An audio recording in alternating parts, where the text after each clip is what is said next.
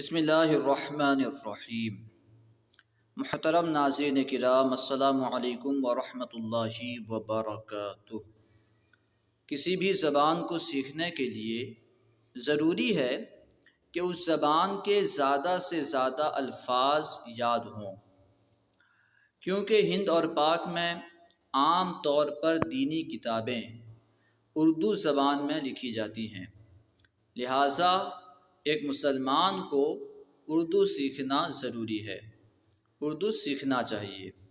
اسی وجہ سے آج ہم انشاءاللہ عز و جل اردو کے چند الفاظ اور ان کے معنی پڑھیں گے۔ دیکھیے، سبقت لے جانا۔ سبقت لے جانا کا معنی ہے آگے بڑھ جانا۔ سبقت لے جانا یعنی آگے بڑھ جانا۔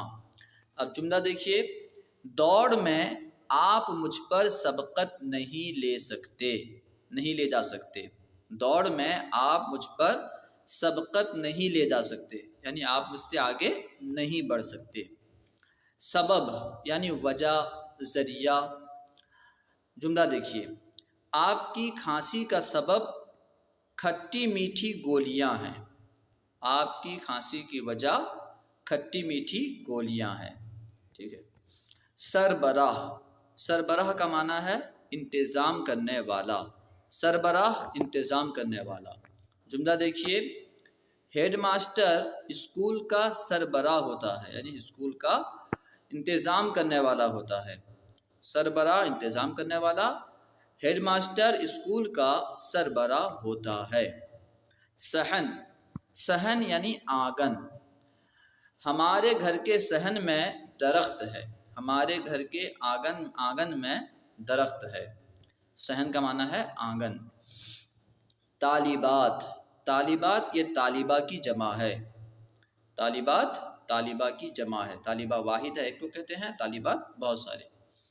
طالبات نے اسکول میں مینا بازار لگایا۔ طالبات نے اسکول میں مینا بازار لگایا۔ عجیب یعنی حیران کر دینے والا۔ عجیب یعنی حیران کر دینے والا۔ ہم نے چڑیا گھر میں ایک عجیب جانور دیکھا، یعنی ایسا جانور دیکھا جو حیران کرنے والا تھا۔ ہم نے چڑیا گھر میں ایک عجیب جانور دیکھا۔ غبار یعنی مٹی، دھول۔ جملہ دیکھیے، گرد و غبار کی وجہ سے میری آنکھیں بند ہو رہی ہیں۔ گرد و غبار یعنی دھول کی وجہ سے میری آنکھیں بند ہو رہی ہیں۔ قبلہ۔ قبلہ یعنی کعبہ۔ کعبہ کو ہی قبلہ کہا جاتا ہے، ٹھیک ہے۔ ہلکا سا فرق ہے، مگر کعبہ شریف جو کہ ایک عمارت ہے اسے کعبہ کہتے ہیں، اور قبلہ سے مراد وہی ہے۔ قبلہ یعنی کعبہ۔ مسلمان قبلے کی طرف منہ کر کے نماز پڑھتے ہیں، یعنی مسلمان کعبہ کی طرف منہ کر کے نماز پڑھتے ہیں۔ کائنات۔ کائنات یعنی دنیا۔ کائنات کا مالک اللہ تعالی ہے۔ کائنات یعنی دنیا۔ جملہ دیکھیے، کائنات کا مالک اللہ تعالی ہے۔ گنجان۔ گنجان یعنی گھنا، گھنا بہت زیادہ آبادی والا۔ گنجان گھنا بہت زیادہ آبادی والا۔ یہ شہر بہت گنجان ہے، یعنی یہ شہر بہت زیادہ آبادی والا ہے۔ خواہش، اسے خواہش نہیں پڑھیں گے، خواہش پڑھیں گے۔ خواہش یعنی آرزو، تمنا۔ میری خواہش ہے کہ میں پڑھ لکھ کر اچھا استاد بنوں۔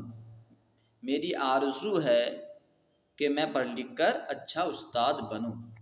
تو خواہش کا معنی آرزو، تمنا۔ دنگ رہ جانا یعنی حیران ہونا۔ دنگ رہ جانا، حیران ہونا۔ جیسے شالامار باغ کی خوبصورتی دیکھ کر ہم دنگ رہ گئے۔ شالامار باغ کی خوبصورتی دیکھ کر ہم حیران ہو گئے، ہم دنگ رہ گئے۔ دمخم یعنی حوصلہ۔ دمخم سے مراد حوصلہ۔ ہار کے بعد ٹیم میں دم خم نہیں رہا۔ ہار کے بعد ٹیم میں حوصلہ نہیں رہا۔ دانا، عقل مند۔ دانا الف کے ساتھ، لاسٹ میں نون کے بعد الف ہے، ٹھیک ہے، تو اس کا معنی ہے عقل مند۔ اکرم بہت دانا ہے، یعنی اکرم بہت عقل مند ہے۔ دل بجھ جانا یعنی مایوس ہونا، دل بجھ جانا مایوس ہونا، امتحان میں ناکامی کی وجہ سے اس کا دل بجھ گیا، یعنی اس کا دل مایوس ہو گیا، امتحان میں ناکامی کی وجہ سے اس کا دل بجھ گیا یعنی اس کا دل مایوس ہو گیا۔ درس یعنی سبق، صبح کی نماز کے بعد مولوی صاحب قرآن پاک کا درس دیتے ہیں، قرآن پاک کا سبق دیتے ہیں۔ رفو چکر ہونا، رفو چکر ہونا یعنی بھاگ جانا، رفو چکر ہونا بھاگ جانا، جیسے چور سامان اٹھا کر رفو چکر ہو گیا، یعنی چور سامان اٹھا کر بھاگ گیا۔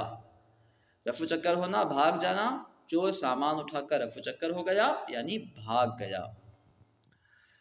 روڑے اٹکانا، روڑے اٹکانا یعنی رکاوٹ پیدا کرنا، دوسروں کے کام میں روڑے اٹکانا بہت بری بات ہے، دوسروں کے کام میں روڑے اٹکانا بہت بری بات ہے، یعنی رکاوٹ پیدا کرنا بہت بری بات ہے۔ تو روڑے اٹکانا کا معنی کیا ہے؟ رکاوٹ پیدا کرنا، ٹھیک ہے۔ ایک بات دیکھیے، سبقت لے جانا آگے بڑھ جانا، سبب یعنی وجہ ذریعہ، سربراہ انتظام کرنے والا، صحن آنگن، طالبات طالبہ کی جمع، عجیب حیران کرنے والا کر دینے والا، غبار مٹی دھول، قبلہ کعبہ، کائنات یعنی دنیا، گنجان گھنا بہت زیادہ آبادی والا، خواہش آرزو تمنا، دنگ رہ جانا حیران ہونا، دمخم حوصلہ، دانا عقل مند، دل بجھ جانا مایوس ہونا، درس سبق، رفو چکر ہونا بھاگ جانا، روڑے اٹکانا رکاوٹ پیدا کرنا۔ السلام علیکم ورحمۃ اللہ وبرکاتہ۔